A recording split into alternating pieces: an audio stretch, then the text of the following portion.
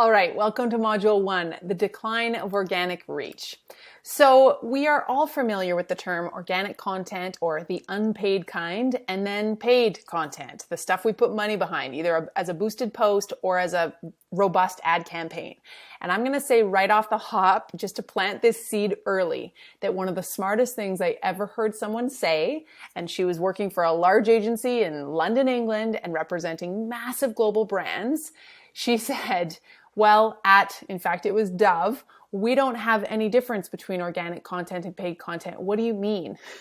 I said, yeah, but half the content you're boosting and promoting, the others you're not. She said, no, of course not. We have such little organic reach as a multinational company, but even small companies now have often less than 5% reach of their organic posts, meaning less than 5% of their fans or followers are actually even able to see that post in their newsfeed, thanks to algorithm filtering and competition. So she said, of course, every single post we put money behind. Why wouldn't we? We need it to be seen. And the idea here as well, beyond just the reality of the pay-to-play world we're in, is that our organic content should also feel exactly like our paid content. So we need to get this idea out of our heads that the moment we're creating a boosted post, it's going to look different or be more salesy. No, that's the opposite of what we want. We want it to be the same kind of value-driven, highly effective, compelling, service-based content that we would put in our newsfeed without any money behind it. That's not an ad. So really thinking about them as one and the same. It's just that we're making sure that brilliant, educational, insightful, informative, fun, personality, trust-building, authority-building content that we put in our news feeds on any platform is the same kind of stuff we want to naturally put some money behind. $5, $50, whatever in your budget, in order for people, both fans and non-fans alike, to actually see it and then take action on it. And I can't help but get so excited about it because the results truly are amazing, and no longer are they frustrating when we have no return and no impressions, reach, or results out of our content, which gets really hard to justify continuing to build and invest our time and money in. So let's go. The landscape. First of all, when we're talking about the platforms at hand, namely Facebook, Instagram, and LinkedIn in particular, let's just see where we're at. Currently, we have 2.85 billion monthly active global users on Facebook. It's ridiculous. It is not getting smaller for those who think that people are leaving Facebook. It is growing all the time with hundreds of new accounts created every minute across the globe. And they're adding features and assets all the time for us to play with as businesses in that platform. They have closed the doors a little bit, done some renovations to make it a better user experience for their users, and in fact, not just once, but all the time, and then opened them again and invited us advertisers and business pages back in where we're allowed to play in that environment. But they will always protect the user experience first, or try to. But of course, there's people that'll leave because they don't feel like the privacy measures are high enough, or that there's too much promoted content, or it's too political. Sure, all of those things. But Facebook will always have the resources and the need to continue improving and investing in the platform, and that's why more and more people join it all the time. So with a massive user base and a huge amount of global attention on a regular basis, we cannot ignore this platform. And even if you're absolutely certain, not just anecdotally convinced, but analytically certain that your users are not actually there and your audience is not present on Facebook, we still need to use Facebook Business Suite in order to advertise on Instagram, and in order to just schedule our content, have our insights, see our inbox, and so many other things that the Instagram backend needs as well. So Business Suite is part of the Facebook environment, but Facebook as a platform and a social media network is the giant, and it's not going away. Close behind, however, is its sister platform, Instagram, which of course is owned by Facebook. And that's why we manage our Instagram page and all of our audiences and ad campaigns out of Facebook Business Suite. So it crossed the billion user mark not that long ago, but it has continuously, again, added users, added features. It's got such a robust set of features now within Instagram as a business page, kind of from that perspective, that we can hardly almost keep up. It's like it's almost got its own like mini set of 5 different social networks. When you think about newsfeed, Reels, IGTV, Stories, Instagram Live, there's just new places to play in Instagram all the time. So again, huge investment from the company, constantly changing interface and opportunities as brands to post in different places and spaces on the Instagram channel. And then as advertisers and marketers, places and opportunities for us to go that are really exciting because of the amount of attention they're garnering. Finally, let's talk about LinkedIn. Closing in on the billion monthly active user mark as well. A huge uptake in North America. We're all aware of the fact that there are decision makers on this platform. There are high income earners on this platform. There's a massive gender split on this platform. It's just a powerful place to be as businesses. And that's not to say that if you're a hairstylist, you don't belong on there because it's for office professionals or white collar industries. Not at all. It is for anyone, anywhere to take advantage of. And in fact, some of the maybe non-traditional type Insta or LinkedIn posts or LinkedIn content performs really, really well because there's not a lot of other hairstylists publishing on there. And there's a whole lot of people with hair, for example. So don't underestimate or write off this platform. It is the wild west of organic reach as we talk about like crazy people in our LinkedIn course because we're so excited about it. And it also has a really amazing set of ad tools for us to further our reach on LinkedIn. So what are we doing on all these platforms? Well, as I mentioned, there was a lot of competition. If you take a 1-minute scroll, for example, on Facebook, the average user could be served anywhere from 30,000 to 50,000 posts in a 1-minute scroll. So Facebook has to do a massive job of filtering down to just the type of content that that person might want to see. From the friends and family they engage with the most, from the business pages they like and engage with the most, and then from the ads and the promoted content from pages they don't follow that they think will resonate, that actually matter to this person based on all the crazy things Facebook knows about this person and their behaviors on the platform. So as a business, we want our content to win that auction, to get in there and get served up, but it's probably not going to have a great shot of getting served up organically. And this is why we use analogies like, okay, let's say your Facebook page, it's new, it's off and running, and you've got 100 fans. Awesome, good job. And if your organic reach might be 10%, which is pretty high, sadly, for a business page, then we'll say that 10% of those people would actually only even see it in their newsfeed. So Facebook's going to serve up that beautiful post you just spent a whole lot of time crafting to just 10 people out of your 100 fans. And of that, if you have a really high call to action or it's a compelling post that's going to make someone stop and not scroll right by it and take action on it, maybe your engagement rate is 20%. Amen. Good job. And that means that 2 people out of 10 or out of 100 really are going to like it, comment on it, share it, maybe even click on it if you're lucky. So when we look at those numbers, that's where it can become quite disheartening and we really question, and so too does our boss or our CFO, why we're spending so much time crafting content that doesn't do anything. The moment that we start to blast it into the algorithm and say, hey, you need to spend my $10 here, serve it up like crazy to the 3,000 people you promised over the next 24 hours, and make sure that 80% of those people don't already know who I am, and then we start to get somewhere. So the algorithms are real. And the reason that they're there is because they have to filter the content because there's just so much of it. Some platforms have stricter or tighter algorithms than others. Twitter's is not quite so, let's say, advanced. It's why when you go on Twitter, you see almost everything. You can scroll forever and just about every single post of the people that you follow for however long you scroll is going to show up. Instagram, yeah, heavy filtering. LinkedIn, again, not quite so much. There's unbelievable stats about how there's so few content creators on LinkedIn compared to the overall volume of users on the platform, and thus your organic reach is extremely high right now. Awesome. So how are we navigating all of this? Well, great question.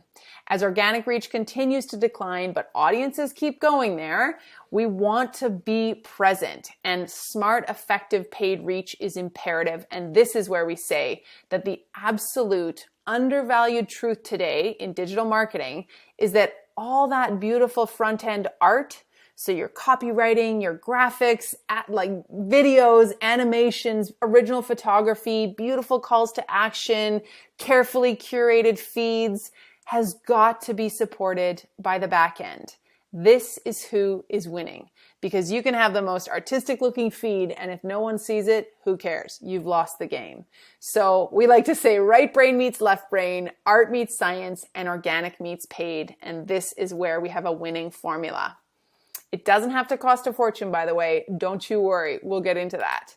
But what we're trying to say here is that we've got to remember, as both users of a platform, but more so as marketers and businesses utilizing these platforms, is that they're not actually entertainment companies. Facebook and Instagram and TikTok, no, forget it. They're actually the world's most powerful advertising companies, and it's why they're worth billions and billions of dollars, because of the amount of users and eyeballs and attention on them at any given time, and then the amount of advertisers lining up to be present.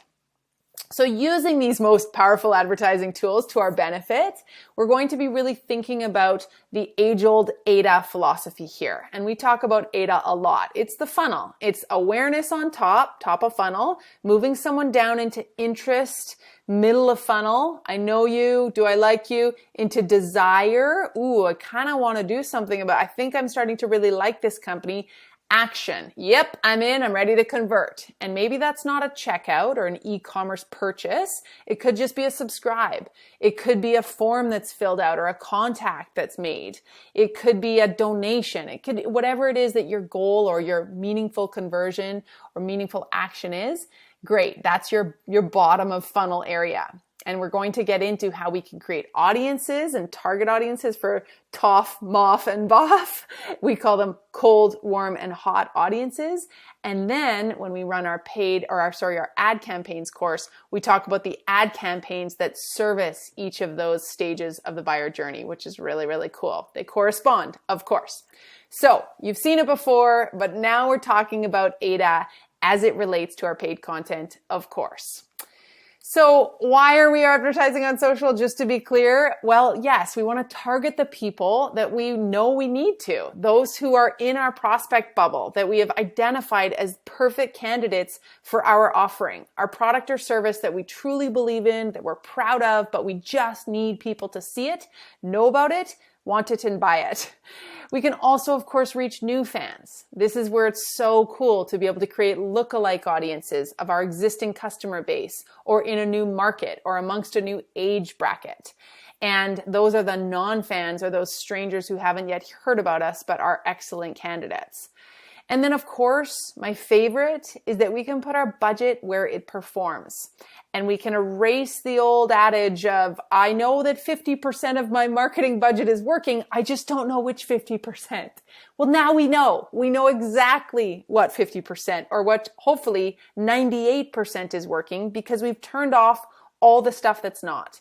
Those audiences that aren't performing, that content that's not doing very well, that content pillar that is totally missing the mark, or that content type that isn't working because nobody wants our videos, perhaps, or our long form blog posts because they're too long. And then we can analyze and adjust. And I dare you to get that same type of ability, or I challenge you, when it comes to your radio campaigns. You just can't. We're stabbing in the dark, we're crossing our fingers, and we're getting this much feedback after the campaign has already ran. Beyond that, it's not interactive. When someone sees my billboard as they drive by on the highway, they can't click on it and immediately see what I'm offering, or land on my landing page where there's a beautiful velvet rope discount offer if they give me their email address, or some kind of splash page that has a webinar happening tomorrow where I get them into my email funnel. I can't capture them Maybe they captured me with a QR code when they drove by or they saw my written out URL, but I kind of doubt it. And I'm not going to go follow them on Facebook because I saw their newsprint ad. It doesn't work that way. We don't really seek things out like that. It's not an outbound type of search for us where I think, I'm going to type in www.calgarydoggrooming.com today. No, I'm brought there with an inbound marketing target, or it is targeting me, and it's where I'm already traveling. I'm already in my Instagram feed, and then I'm served up this ad that is perfectly targeted to me for the reasons that they know, because I have a dog and I need some grooming, and then I'm going to follow them down the garden path, click it, take action, return, refer, etc. So it's in our hands. There's so much power here. And of course, beyond that, again, this is where the people are. There is such a massive influence of Facebook and Instagram around the globe with the population that we need to reach. And this is something that we have to really, really take heed of. If we know our users are using social media or our prospects and customers and clients, then we've got to show up there, and don't underestimate how much we, as the general population of users of social platforms, are willing to interact and follow and engage with a business account, and we do it daily. So the goal is to get our right content seen by the right people at the right time in the right place. And this is all the layers of today's digital advertising that we are able to take advantage of, which is really exciting. Beyond that, we take this is our social school mantra, drip don't spray, target don't pray. Rather than just blasting your budget across the land with that billboard that 800,000 people drive by and see every day, great, but what if only 8,000 of those people are actually candidates for my physiotherapy service or my bookkeeping, whatever it is? Then why am I paying to show it to 800,000 people? So rather than the old orchard spray the whole land, we want to drip the water into just the root of the apple trees that we want to feed and not waste a single other drop. And that's what we can do when we drip our message into the right news feeds and the right inboxes. And that is the essence of targeting and tailored content, which is really cool. We want to also think about the private spaces that people are now occupying. And with that, we're talking about Facebook Messenger, our text messages, our inboxes, maybe not our DMs, but a little bit if you're engaging in there, as well as things like WhatsApp or other private channels where we can also serve up our ads, which is pretty crazy. The first time I saw an ad within my Facebook Messenger, I cheered, and it was for a local grocery delivery service. And I was like, yes, it wasn't from Amazon or Chapters or, Canadian Tire, Best Buy. It was from a local company. And if they can do it, anyone can do it. In the same way that retargeting ads that follow you around the internet are not reserved for just the big multinationals with the massive marketing teams that get how to do that. We can all create a pixel in Facebook Business Suite like we're going to look at, put it onto our website, and then send that information back to Facebook and build a really powerful audience that we can then serve our promoted posts to.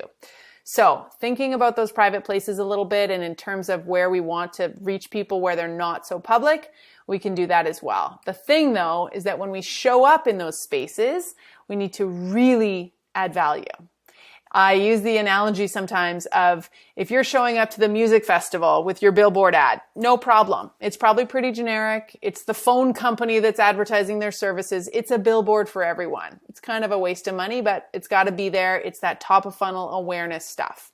But if you're showing up with your ad to a private dinner party, aka SMS or Facebook Messenger, somewhere a little bit more private and exclusive and gated, you better have something good to say because you're kind of invited, but kind of not. So what are you here for? And what do you know about me? And do I love you, know you, trust you? And am I going to resonate with this? Or am I going to be horrified that you just walked through my door? How did you get my number? All right, so let's look at the opportunity here. We're talking about digital advertising as a whole, as well as some of these specific platforms, in particular, Facebook and Instagram, and the ads that we have at our fingertips, so the ad types. So yes, we know that we have rising ad costs across the board, and this is something that we have to contend with as more of these massive companies, but also all of us little guys, shift our dollars to digital advertising from any kind of print or traditional buys we were doing, or even just from some of the swag or kind of wasted budget that we were maybe producing, because we are now doubling down so hard with every penny and every credit card we've got to our digital ads, because we know that if we spend $10 there, we're going to generate $100 worth of sales. And not only that, but we can prove it. And we can prove that this post drove this traffic, which drove that amount of sales. And not only now am I a huge piece of the sales team, but I'm like the most valuable data empowered employee on the planet who can justify my work, my existence, and more budget to come my way and more resources, which is always really fun. So if done well with our targeting and our placements and our message and our ad type, we can really make these things sing and have that 10x return on ad spend, the ROAS that we're all aiming for, or even 2x is pretty good sometimes too. So we've got beautiful imagery and image types that we can now use. And even if you just have still images or stock photos, you can bring them into these animation tools within Facebook and create videos or stop motion or captions and just have this spectacular eye-catching scroll stopping imagery that has never been so powerful and so effective. We've got countless ad types as we go into in our ad campaigns course. We can create shopping ads from our shop catalog that we build in Facebook and import into our Instagram posts. We tag that post with our product that's in our Facebook catalog, and we can also turn that into a shopping ad, which is unbelievable. People can check out right then and there. They barely need to leave their Instagram feed, and they've just converted for you like that without even having to go to your website, just about. Messenger ads, as I mentioned, these private spaces, carousel ads that can tell a story as well as really showcase a number of complementary or kind of sequential products.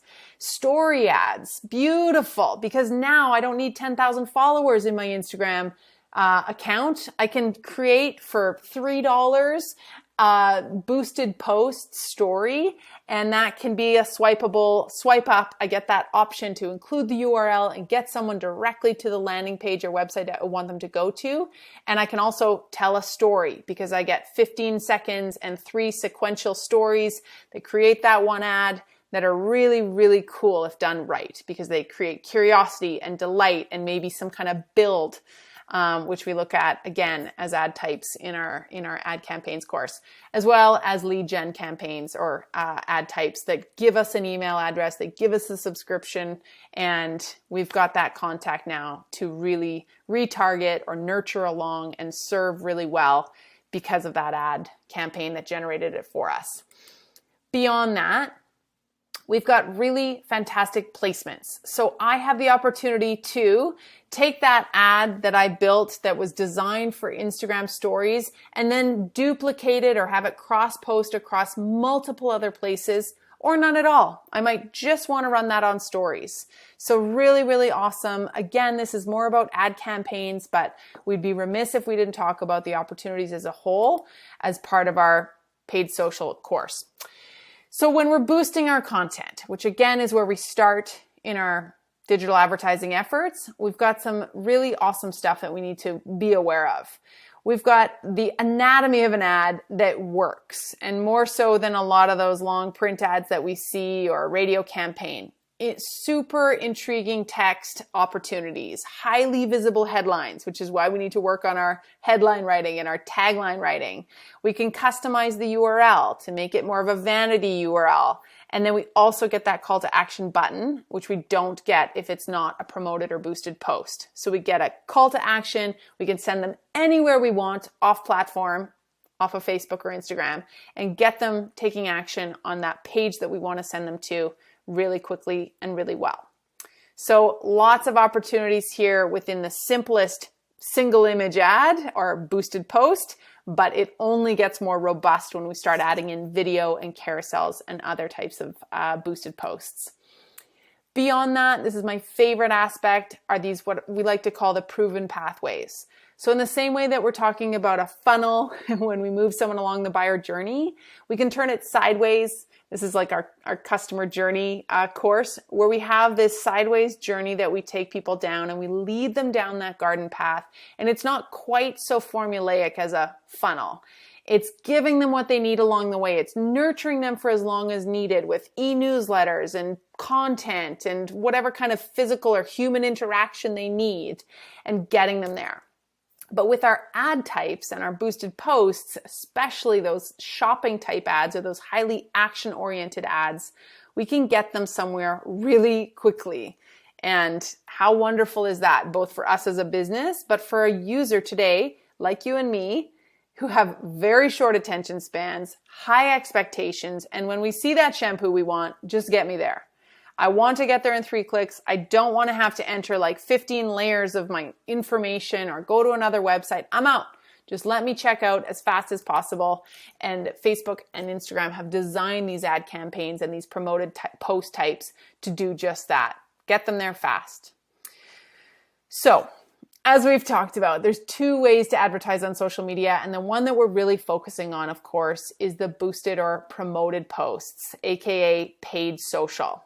This is different than those robust ad campaigns, which is the next level when you're ready to graduate into it, and it has so much more opportunity for insights and analytics and adjustments, and again, reach and return. So when we look at promoted posts, it's a whole other game, because what we're doing is ensuring that our organic content that's being posted in the newsfeed actually gets seen. And you can see the difference here. So if I go into my post insights within Business Suite, I've taken a snapshot of a time where we have half of our posts got boosted and half didn't. We try to subscribe to the philosophy of boost every post. Sometimes we forget, sometimes we didn't pre-boost it like we should have in Facebook Content Studio, or, maybe we ran out of money because we spent it too much on our ad campaigns. Whatever the case, you can see here where when we did boost a post, where the yellow turns to orange and our paid reach is gigantic. So suddenly we have 10 times the reach and impressions that we would have if we just left that post to its own devices and we prayed for organic reach. And when you go into each of your individual boosts and you view the promotion and how it was seen, you'll notice that if the post was good, meaning that a lot of people clicked on it and engaged with it and liked it and stopped to look at it, view the entire video, for example, then not only does your paid reach meet the higher end of your expectations. So when you go to boost that post and Facebook says, okay, for that budget, $5 over 3 days, you might reach 300 to 900 people per day. But you want to hit that 900 mark. I want the most for my $5.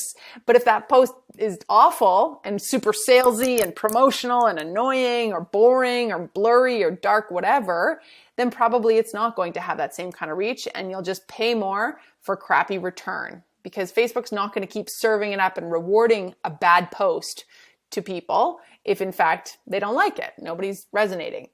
So the same thing happens organically. If a post does well when it's paid, your organic reach is going to rise as well. So it's this double-edged benefit, which is really great. I can also toggle between this, by the way, and not only see the organic versus paid split on my results, but I can see fans versus non-fans, which is fantastic. So here's the point. Content that is not seen and heard, you could argue, has very little to no economic value. What is the point of it? When was the last time you clicked on someone's Instagram feed and you scrolled all through their past posts just to get to know them? Okay, maybe that happens more often on Instagram, but it's not very common that we would go seek that out unless we're really interested in a business. On Facebook, even less so, because it's not a simple grid of 9 posts across, or 3 across and 9 down, that you can really see and get a kind of quick overarching view of a company. On Facebook, we're probably not going to scroll so much. Ditto for LinkedIn. We're going to engage or see that one post that's appearing in our newsfeed. So if we don't see it, then what is the point of creating it? Not much, especially again, if it costs us a lot of time. And the bigger thing here is that most of us are moving towards a really smart strategy of less is more. So quality over quantity when it comes to our social content, and just like higher investment in the right types of photos, pillars of our content that we can divide our topics up into. Post variation, which is like, the categories of our posts, the how-tos, did you knows, top 10s, behind the scenes, interviews, testimonials, unboxings, all of these really rich content types that keep people coming back for more because there's so much variation. It's like reading a magazine and every page looks and feels different and it's interesting. And that's how we want our feeds to feel. So as we're getting better organically, or sort of on the front end, that art, again, if we're not keeping up with the back end, it's a really disheartening thing.